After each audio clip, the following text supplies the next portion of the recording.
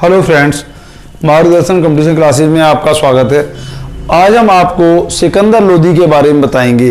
पिछले वीडियो में मैंने आपको बहलोल लोदी के बारे में बताया था, जो लोदी वंश का संस्थापक था। किस तरह से उसने लोदी वंश की भारत में स्थापना करता है और किस प्रकार से अफगानों की शक्ति को सुदृढ़ करता है, इन सारी बातों के बारे में बताया।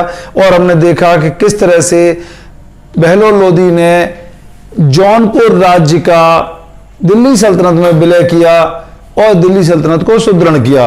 अब हम देखते हैं कि बहलोल लोदी के बाद बहलोल लोदी ने अपने पुत्र निजाम खां को अपना उत्तराधिकारी घोषित किया था और अपनी अफगान परंपरा के अनुसार अपने विभिन्न संबंधियों में दिल्ली सल्तनत के राज्य का विभाजन किया था। तो हम देखते हैं कि सिकंदर लोदी के बाद उसका पुत्र निजाम खां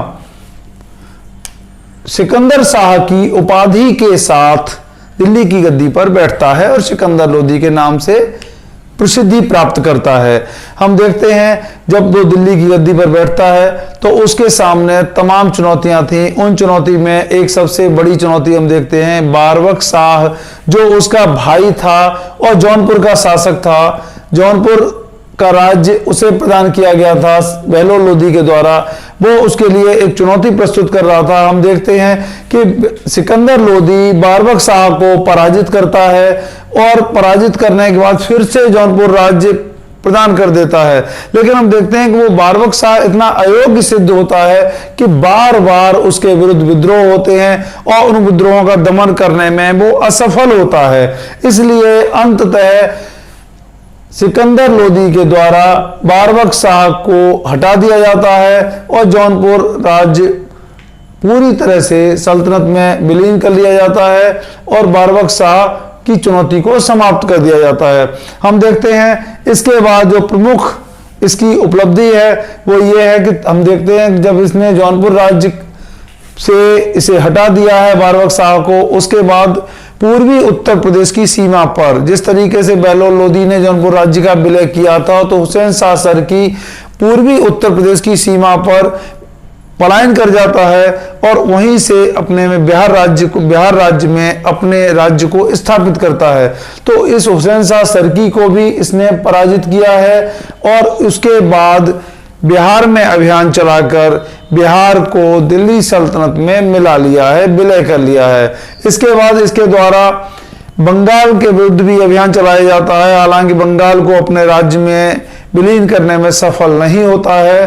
और इसके जो महत्वपूर्ण अभियान है हम देखते हैं कि राजपूतों के विरुद्ध हम देखते हैं कि दिल्ली सल्तनत में बहलोल लोदी के द्वारा लोदी वंश की स्थापना के बाद राजपूत काफी सुदृढ़ स्थिति प्राप्त करने का प्रयास कर रहे थे। तो इन राजपूतों के विरुद्ध भी उसने अभियान चलाए हैं। हम देखते हैं धौलपुर, ग्वालियर और मालवा के विरुद्ध जो अभियान चलाए गए हैं, इन अभियानों के तहत धौलपुर राज्य का विलय कर लिया जाता है राज्य में, ग्वालियर राज्य को अपने अधीन कर लिया जाता है और मालवा के विरुद्ध भी अभियान चलाए जाते हैं।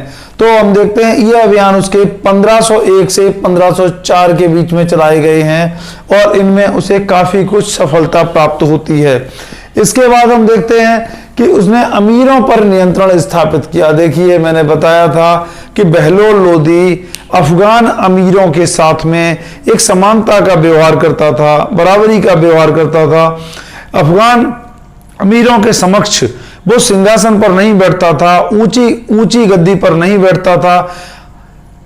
वो पूरी तरह से उनके अपनी समानता दिखाने के लिए कालीन पर ही बैठता था और अफगान अमीरों के खड़े रहने तक वो भी स्वयं खड़ा रहता था।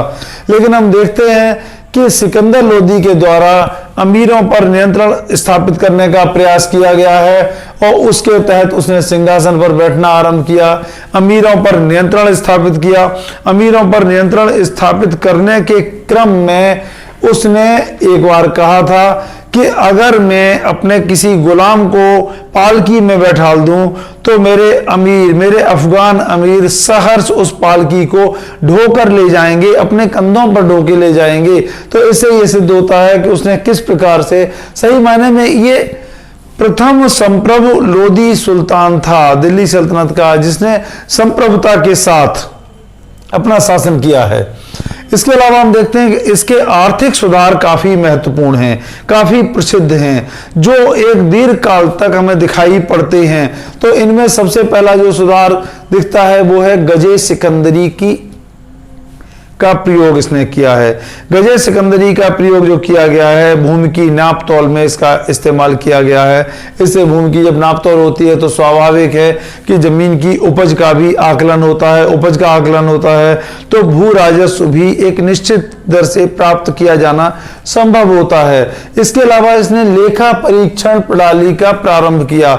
हम देखते हैं कि ऑडिट सिस्टम को लागू किया इसने। जो सरदार थे, अफगान अमीर थे, इनका लेखा जोखा, इनकी आय व्यय का लेखा जोखा ये संपूर्ण करवाया और शेष धन जो था वो सारा खजाने में जमा करने के लिए उन्हें विवश किया, बाध्य किया। तो हम देखते हैं लेखा परीक्षण प्रणाली का इसके द्वारा प्रारंभ किया गया और इसने तमाम तरीके के सुधार किए हैं। खाद्यान्न पर, उपज पर जो खाद्यान्न कर होते थे, तमाम तरह के करों को समाप्त किया है, तमाम प्रकार के प्रतिबंधों को समाप्त किया है। इन प्रतिबंधों को समाप्त करने से क्या हुआ कि व्यापार को आसान बनाया गया, सरल बनाया गया और इसी के अंतर्गत चुंगी को, खाद्यान्न पर लगने वाली चुंगी को समाप्त कर दिया गया। और प्रशासनिक सुधारों के अंतर्गत हम देखते हैं क्या किया जाता है। हम देखते हैं जो गजे सिकंदरी थी, गजे सिकंदरी पैमाना मुगल काल तक प्रचलन में रहता है।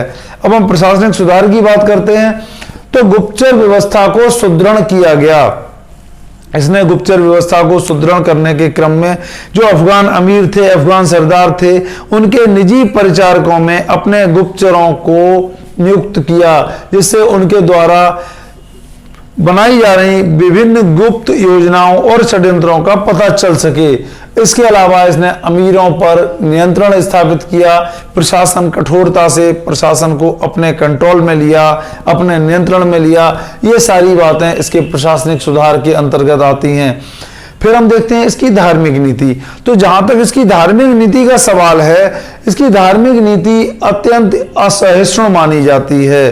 देखिए, जब ये दिल्ली की गद्दी पर बैठता है तो उलेमा का और अमीरों का एक बहुत बड़ा वर्ग था जो इसके शासक बनने का, सुल्तान बनने का विरोध करता है।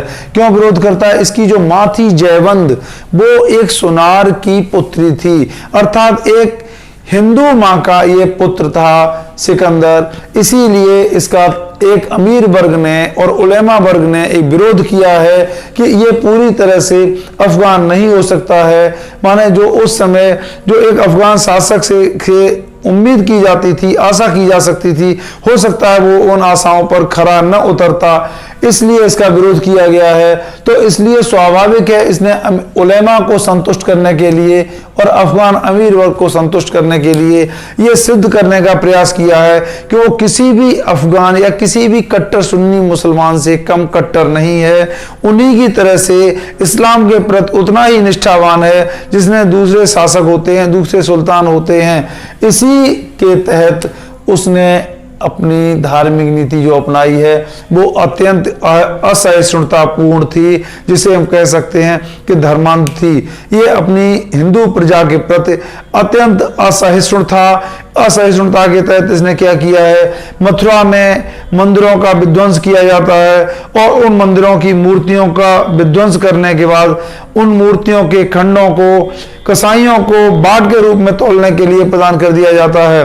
इसी तरह से नागरकोट में ज्वाला देवी के मंदिर को तोड़ा जाता है, उसका विध्वंस किया जाता है। इसी प्रकार हम देखते हैं कि मालवा के अभियान में, चंदेरी के अभियान में भी मंदिरों को तोड़ा गया है। तमाम मंदिरों को तोड़कर उनके स्थान पर मस्जिदें खड़ी की जाती हैं। इसके अलावा हम देखते हैं कि एक ब्राह्मण को इसने मृत्यु दंड दिया। एक ब्राह्मण को इस बात पर मृत्युदंड दिया कि उसने कहा कि दोनों ही हिंदू और इस्लाम दोनों ही महान धर्म हैं और दोनों से ही मनुष्य का, मानव का कल्याण हो सकता है। उस ब्राह्मण को बुलाया जाता है और उसे इस्लाम में कन्वर्ट होने के लिए विवश किया जाता है, लेकिन वो स्वीकार नहीं करता है। जब स्वीकार नहीं करता है तो उसे मृत्युदंड प्रदान किया जाता है। इसी तरह से हम देखते हैं कि ये गैर सुन्नी मुसलमानों के प्रति भी अत्यंत असहिष्णु था। इसके अलावा हम देखते हैं कि मुस्लिम मज़ारों पर मुस्लिम स्त्रियों के जाने को इसने प्रतिबंधित किया है। ताजिया और मुहर्रम में जो ताजिया निकालने की जो परंपरा है उसे भी इसने प्रतिबंधित किया है। और यमुना के घाटों पर हिंदुओं के स्नान को रोकने का, गंगा और यमुना के घाटों पर हिंदू स्नान को रोकने का प्रयास किया है। हिंदुओं के मुंडन परंपरा को भी रोकने का प्रयास किया है, प्रतिबंधित करने का प्रयास किया है। तो इसके द्वारा जो धार्मिक नीति अपनाई गई वो अत्यंत असहिष्णु थी, धर्मांध थी। इसी नीति के तहत हम देखते हैं कि इसने जो काम किए हैं वो अत्यंत धर्मांधतापूर्ण थे और इन धार्मिक नीतियों के कारण ही इसे औरंगजेब का अग्रगामी कहा जाता है। इतिहास में हम देखते हैं कि संपूर्ण दिल्ली सल्तनत में फिरोज तुगलक और सिकंदर लोदी को अत्यधिक धर्मांध माना जाता है और मुगल काल में ये औरंगजेब के अग्रगामी रहे हैं, फिरोज तुगलक और सिकंदर लोदी। तो सिकंदर लोदी की नीति अत्यंत धर्मांध और असहिष्णुता पूर्ण थी। इसके बाद हम देखते हैं कि इसकी सांस्कृतिक उपलब्धियां क्या थीं। तो इसकी सांस्कृतिक उपलब्धियों की जब हम बात करते हैं तो ये विद्वानों का आदर करता था, विद्वानों से वाद विवाद करता था। उसी के तहत इसने साहित्य में भी इसकी रुचि थी और गुलरुखी उपनाम से ये फारसी कविताएं लिखता था। देखिए ये बहुत इंपॉर्टेंट फैक्ट है और ये अक्सर पीसीएस में भी पूछा गया है कि गुलरुखी उपनाम से फारसी कविताएं कौन लिखता था। तो फारसी कविताएं गुलरुखी उपनाम से सिकंदर लोदी लिखता था। ये काफी इंपॉर्टेंट है। और इसने संस्कृत के तमाम फारसी ग्रंथों का अनुवाद करवाया है। उनमें हम देखते हैं कि वजीर मियां भुआ के द्वारा जो फरहंग ए सिकंदरी ग्रंथ, संस्कृत के एक आयुर्वेदिक ग्रंथ का अनुवाद किया गया है फरहंग ए सिकंदरी के नाम से। ये काफी इंपॉर्टेंट है। इसके बाद हम देखते हैं कि लज्जत ए सिकंदरी, ये संगीत का, गान विद्या की रचना है। ये फारसी में भारतीय संगीत पर लिखा गया प्रथम ग्रंथ है। ये काफी इंपॉर्टेंट फैक्ट है। इसके अलावा हम देखते हैं कि मौठ की मस्जिद, दिल्ली में मौठ की मस्जिद कहाँ स्थित है, यह भी कई बार पूछा जा चुका है विभिन्न परीक्षाओं में। तो मौठ की मस्जिद दिल्ली में स्थित है। ये किसके द्वारा बनवाई गई? तो सिकंदर लोदी के वजीर मियां भुआ के द्वारा निर्मित करवाई गई। और किसके समय में करवाई गई? तो सिकंदर लोदी के कार्यकाल में निर्मित करवाई गई। तो हम देखते हैं इसके अलावा जो इसका ये जो मौठ की मस्जिद है लोदी काल की अत्यंत स्थापत्य के क्षेत्र में बहुत बड़ी सांस्कृतिक उपलब्धि माना जाता है। और इसका जो महत्वपूर्ण कार्य है सिकंदर लोदी का, जिसे हम स्थायी कार्य कह सकते हैं, आगरा नगर की स्थापना 1504 में सिकंदर लोदी के द्वारा आगरा नगर की स्थापना की जाती है। और इस आगरा नगर की स्थापना गंगा यमुना के दोआब में राजपूतों पर नियंत्रण रखने के लिए, इसके अलावा ग्वालियर क्षेत्र पर विजय करने के बाद नियंत्रण करने के लिए ही आगरा नगर की स्थापना की गई थी। आगरा की भौगोलिक स्थिति ऐसी थी कि ये यमुना के किनारे था। यहाँ से दिल्ली और गुजरात के बीच में राजस्थान क्षेत्र के जो राजपूत थे वो दिल्ली की ओर बढ़ने से उन्हें रोका जा सकता था। इसके अलावा गंगा यमुना के दोआब के राजपूतों पर भी डायरेक्ट कंट्रोल किया जा सकता था और ग्वालियर और मालवा क्षेत्र को भी नियंत्रित किया जा सकता था। इसीलिए इस आगरा नगर की स्थापना की जाती है और आगरा नगर ही बाद में लोदी सुल्तानों की राजधानी होता है। हम देखते हैं लोदियों की राजधानी आगरा थी। तो इस आगरा नगर की स्थापना सिकंदर लोदी के द्वारा की गई। तो सिकंदर लोदी की जो महत्वपूर्ण उपलब्धियां हैं उनके बारे में हम उन्हें फिर से एक बार देख लेते हैं। तो सिकंदर लोदी का मूल नाम निजाम खां था। सिकंदर शाह की उपाधि से यह शासक बनता है और जौनपुर में बारबक शाह के विरुद्ध इसने सफल सैन्य अभियान चलाया है। बारबक शाह कौन था? इसका ज्येष्ठ भ्राता था, बड़ा भाई था, जिसके विरुद्ध इसने सफल सैन्य अभियान चलाया है। हुसैन शाह सरकी जो जौनपुर का सुल्तान रह चुका था, इसके राज्य को बहलोल लोदी के द्वारा छीना जा चुका था, उसे इसने पराजित किया है और बिहार राज्य का भी विलय दिल्ली सल्तनत में कर लिया है। इसके अलावा हम देखते हैं कि धौलपुर, ग्वालियर, मालवा क्षेत्र के विरुद्ध भी सफल सैन्य अभियान चलाए जाते हैं और लेकिन ग्वालियर राज्य को ये विलय करने में सफल नहीं हो पाया था। धौलपुर का इसने विलय कर लिया था और मालवा के विरुद्ध भी सफल अभियान का आयोजन किया था। इसके बाद हम देखते हैं कि अमीरों पर नियंत्रण के तहत इसने काम किए हैं। उसमें अमीरों पर नियंत्रण स्थापित करके विद्रोह की संभावनाओं को समाप्त किया है और आर्थिक सुधार के अंतर्गत गज-ए-सिकंदरी की इसके द्वारा आविष्कार जो किया जाता है, ये बहुत महत्वपूर्ण उपलब्धि मानी जाती है। गज-ए-सिकंदरी नाप के लिए ये पैमाना रहा है जो मुगल काल तक प्रचलित रहा है। इसके अलावा इसने क्या किया है कि चुंगी हटाई, खाद्यान्न से चुंगी कर को समाप्त कर दिया। ये एक इंपॉर्टेंट फैक्ट है। और प्रशासनिक सुधार के तहत गुप्तचर व्यवस्था को सुदृढ़ किया है। धार्मिक नीति मैंने बताई, इसकी असहिष्णु और धर्मांध नीति थी। और सांस्कृतिक उपलब्धियों की बात करते हैं तो गुलरुखी उपनाम से ये फारसी कविताएं लिखता था, इंपॉर्टेंट फैक्ट है। और वजीर मियां भुआ के द्वारा फरहंग-ए-सिकंदरी की रचना की गई। ये एक आयुर्वेदिक ग्रंथ था संस्कृत का, जिसका अनुवाद फरहंग-ए-सिकंदरी के नाम से किया जाता है। लज्जत-ए-सिकंदरी संगीत विद्या का ग्रंथ है, गान विद्या का ग्रंथ है, जो भारतीय संगीत पर सही मायने में पहला फारसी ग्रंथ है। इसके अलावा मौठ की मस्जिद का निर्माण मियां भुआ के द्वारा दिल्ली में करवाया गया और आगरा नगर की स्थापना सिकंदर लोदी ने की।